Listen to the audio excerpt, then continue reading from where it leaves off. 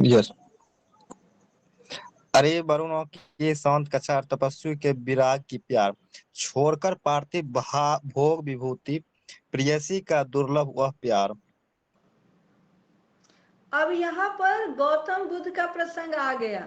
ठीक है, जिस ज्ञान भूमि की यहाँ चर्चा हो रही है, उस ज्ञान भूमि पर गौतम बुद्ध को भी ज्ञान प्राप्त हुआ था। यानी गौतम बुद्ध के बारे में आप सब लोग जानते हैं कि गौतम बुद्ध का सारनाथ में वहां उनका कोई केंद्र है, कुछ है सारनाथ में।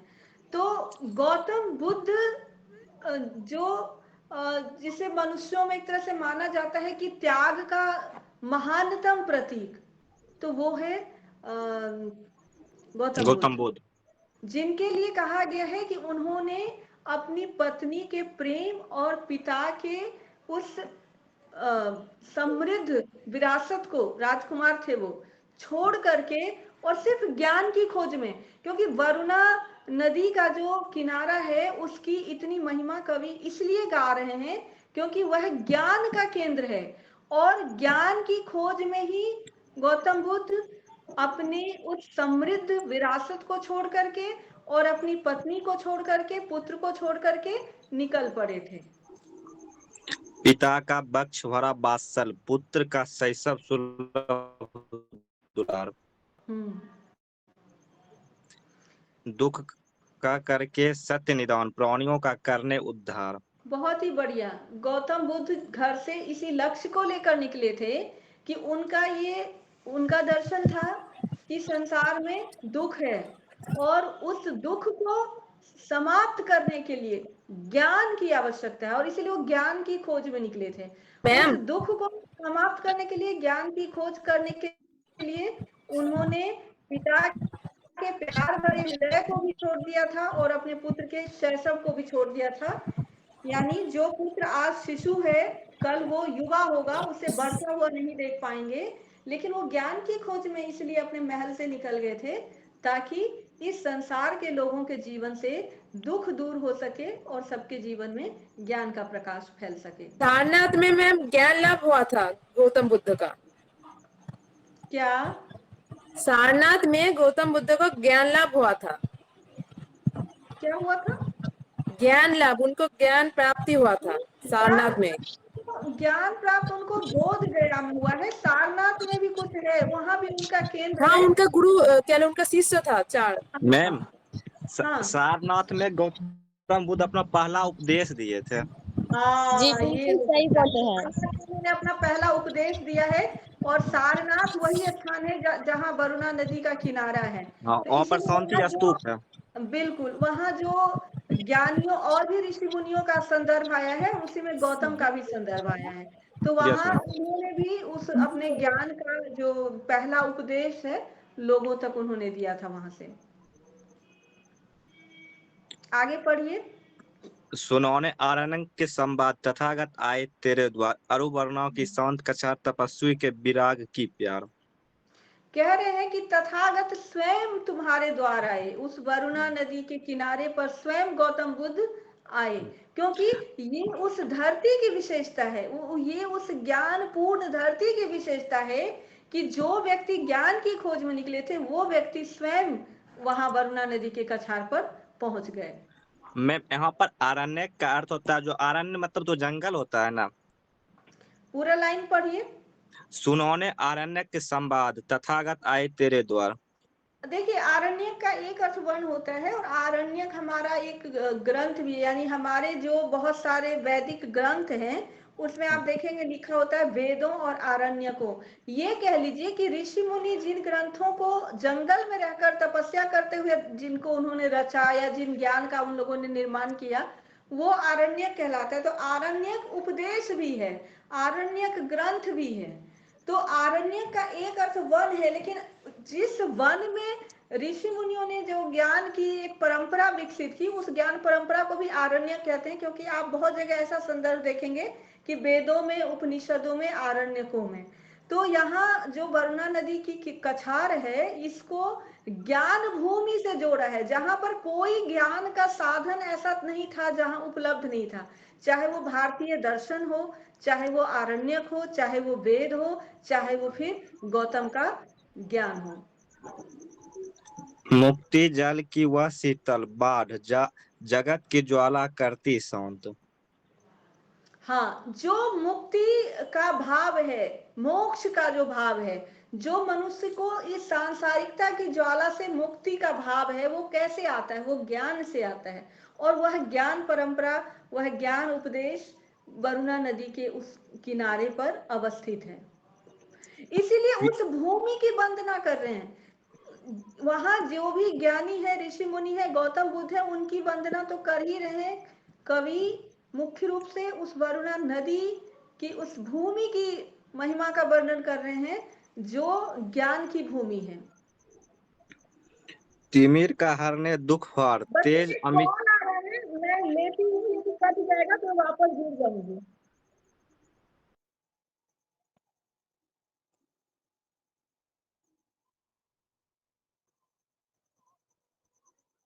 जी मैम।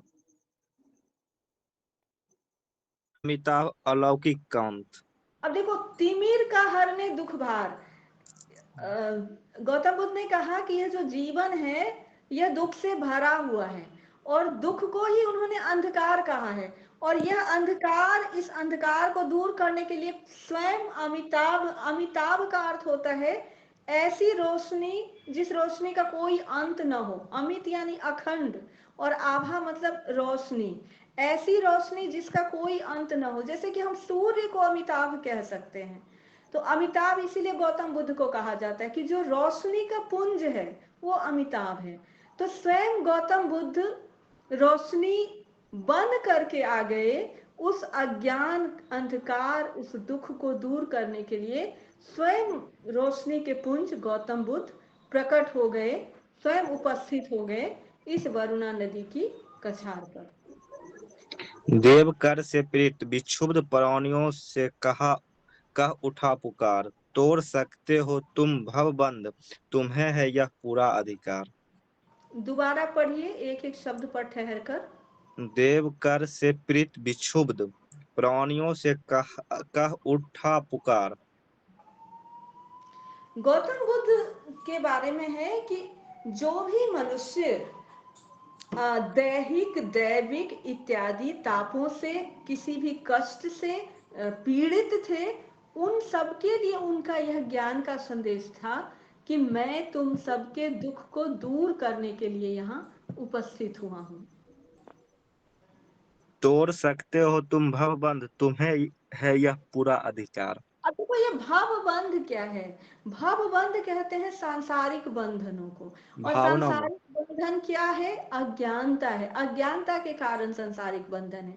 और गौतम बुद्ध ने कहा था कि हर व्यक्ति को यह अधिकार है कि वह इस सांसारिक बंधनों से मुक्त हो सके। और वह सांसारिक बंधनों से कब मुक्त होगा? जब उसे ज्ञान की प्राप्ति होगी। ज्ञान ही एक ऐसा मंत्र है, मतलब ज्ञान, सिर्फ ज्ञान ही वह माध्यम है जिससे मनुष्य को मुक्ति प्राप्त हो सकती है। छोड़कर जीवन के अतिवाद मध्य पथ से लो सुगति सुधार। ये तो सबको समझ में आ गया होगा, क्योंकि गौतम बुद्ध जब तपस्या कर रहे थे तो वो बहुत ही कमजोर हो गए थे। आप लोगों ने पढ़ा होगा, जब गौतम बुद्ध की जीवनी पढ़ी होगी। और उसी उसी दौरान उन्हें एक स्त्री ने खीर खिलाई थी, और तब उन्हें यह अनुभव हुआ था कि मनुष्य को सिर्फ तपस्या नहीं, उसको भोजन भी चाहिए, क्योंकि यदि वह जीवित रहेगा तो ही वह ज्ञान की साधना करेगा। और उनके निकट से जो स्त्रियों का एक झुंड गुजर रहा था, उन्होंने बोला था कि मनुष्य का जो जीवन है उसे मध्यम मार्गी होना चाहिए, क्योंकि वीणा के तार को इतना मत कसो कि वह टूट जाए, और इतना मत उसे ढीला छोड़ो कि उससे स्वर ही उत्पन्न न हो। और वहीं से गौतम बुद्ध को मध्यम मार्ग के ज्ञान की प्राप्ति हुई, और उन्होंने अपने उपदेश में सदैव मध्यम मार्ग अपनाने का उपदेश दिया। और यहाँ उसी जो गौतम बुद्ध का जो ज्ञान है, उसी का यहाँ पर कवि ने उल्लेख किया है कि उनका यह संदेश है मनुष्य मात्र को कि मनुष्य अपने जीवन में अति अति से बचे और वो मध्यम मार्गी बने। जी मैम, क्योंकि वो जब मुक्ति और ज्ञान की तलाश में जा रहे थे उस समय वो उपवास में रहकर ज्ञान की प्राप्ति चाह रहे थे कि हो जाए, लेकिन उस समय उनको शरीर की काफी कष्ट हो रही थी, जिस कारण उन्होंने ये सब त्याग दिया और भोजन के साथ जो है सो ज्ञान की तलाश करने लगे थे। हाँ। दुख का समुदय उसका नाश, तुम्हारे कर्मों का व्यापार। हाँ, कहते हैं कि जो दुख हमारे जीवन में उत्पन्न होता है वह हमारी अज्ञानता और हमारे नकारात्मक कर्मों के कारण होता है, और हमारे जीवन में जो भी सुख होता है, जो भी शुभ होता है, वह ज्ञान के प्रकाश से होता है। इसीलिए हमें ज्ञान से अपने आप को जोड़ना है। ज्ञान ज्ञान का हमें उपासक बनना है, ज्ञान की तलाश करनी है और ज्ञान को प्राप्त करना है। और वरुणा नदी की जो विशेषता कवि वर्णित कर रहे हैं इस पूरी कविता में, वो यही है कि वरुणा नदी का जो वह किनारा है वह एक पवित्र भूमि है, और वहां पर सदैव ही ज्ञान की ही बात होती रही है, ज्ञान की ही चर्चा होती रही है। विश्व मानवता का जय घोष, यहीं पर हुआ जलद स्वर मंद्र।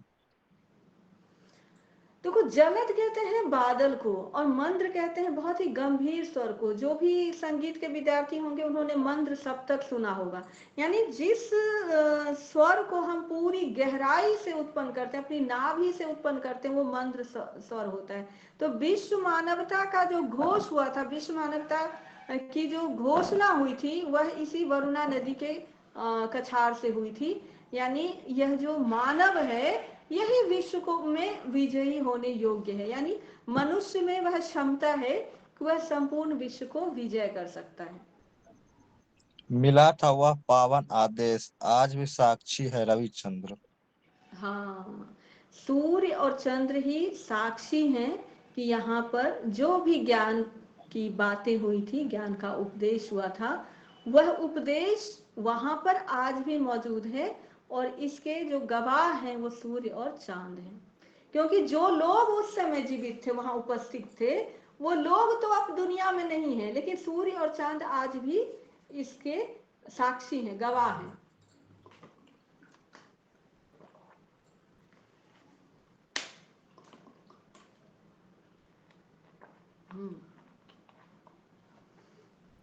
आगे पढ़िए। तुम्हारा वह अभिनंदन दिव्य और उस यश का विमल प्रचार। तुम्हारा वह अभिनंदन दिव्य, तुम्हारा वह दिव्य स्वागत, असाधारण स्वागत, और उसके बाद और उस यश का विमल प्रचार। हाँ, तुम्हारा स्वागत और तुम्हारे यश का पवित्र प्रचार। विमल कहते हैं जो स्वच्छ हो, जो पवित्र हो। यानी गौतम बुद्ध को आप लोगों ने पढ़ा होगा, गौतम बुद्ध की जीवनी में, कि उनको देखने के लिए लोग उमड़े चले आ रहे थे। कोई भी एक व्यक्ति अपने घर के भीतर नहीं रह गया था। गौतम बुद्ध को देखने के लिए लोगों की भीड़ ऐसे उमड़ी चली आई थी। तो उनका जो स्वागत हुआ था और उनके यश का जो पवित्र प्रचार हुआ था, उसकी बात कर रहे हैं कवि। और स- आज भी उनका यश है। ऐसा नहीं कि इतने वर्षों में वह यश समाप्त हो गया, वो यश आज भी है। सकल वसुधा को दे संदेश, धन्य होता है बारंबार। हाँ, संपूर्ण धरती को जो उन्होंने उपदेश दिया है उससे मानव जाति बार बार धन्य होती है, उनके लिए धन्यवाद करती है। आज कितनी शताब्दियों बाद उठी ध्वंसों में वह झंकार। इतनी शताब्दियों के बाद भी, और जिस स्थान पर उनका उपदेश दिया गया उस स्थान की इमारतें आज ध्वंस हो गई हैं, खंडहर हो गई हैं, लेकिन उस उपदेश का जो प्रभाव है वह आज भी उपलब्ध है, आज भी वहां पर महसूस कर सकते हैं, अनुभव कर सकते हैं। प्रतिध्वनि जिसकी सुने दिगंत, विश्व वाणी का बने विहार। विश्व वाणी का बने विहार। वाणी। विश्ववाणी का, यानी उनके जो उपदेश हैं उसकी जो गूंज है। जैसे हम जब कहीं पर निर्जन स्थान पर बोलते हैं तो हमारी आवाज क्या होती है, लौट लौट करके आती है। उस जिस वरुणा नदी के किनारे पर उनका उपदेश हुआ था, वहां आज भी जो उनके उपदेश की प्रतिध्वनि है, वह विश्व की वाणी बन करके, संपूर्ण विश्व की वाणी बन करके आज भी वह गूंज रही है। जी मैम, हो गया। कविता को समझने में किसी को कोई दिक्कत आ रही हो, कोई शब्द या पंक्ति समझने में, तो पूछ लीजिए।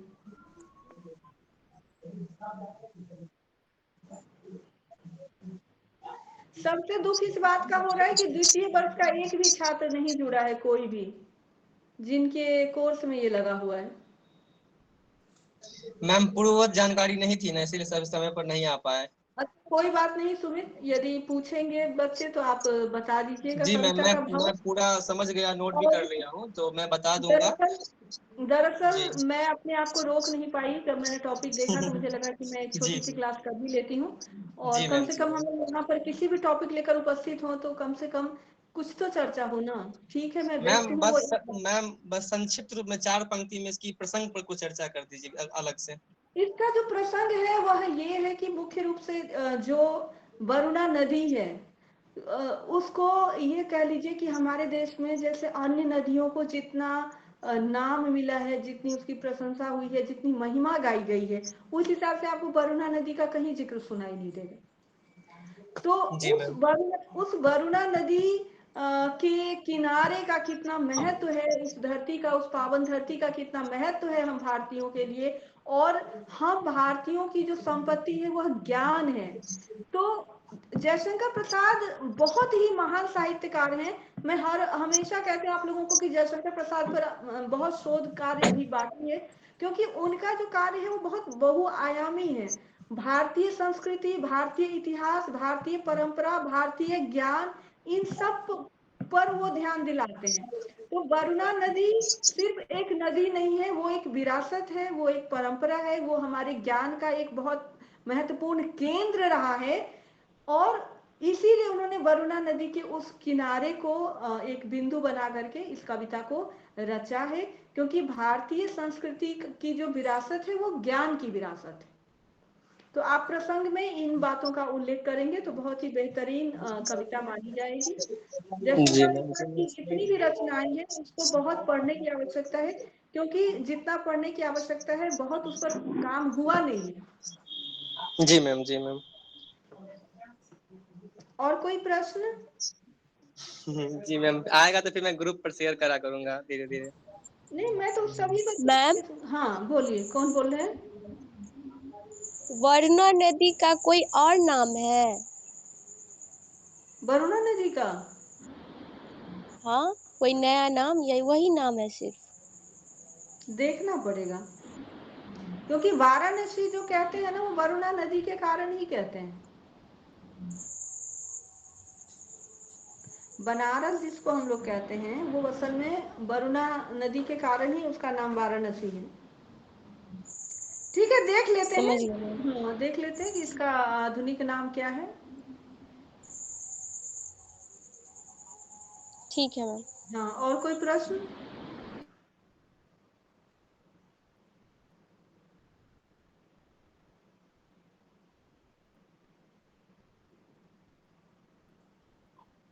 ठीक है, क्लोज करें क्लास। Yes ma'am. कोई सवाल रहा करे तो आप लोग ग्रुप पर दीजिए, ताकि हम लोग बीच बीच में 1 आध घंटे की क्लास कर लें। ठीक है बच्चों? हाँ, खुश रहिए। जी प्रणाम धन्यवाद मैम। मैम। हाँ, खुश रहिए। ऑल द बेस्ट सभी को।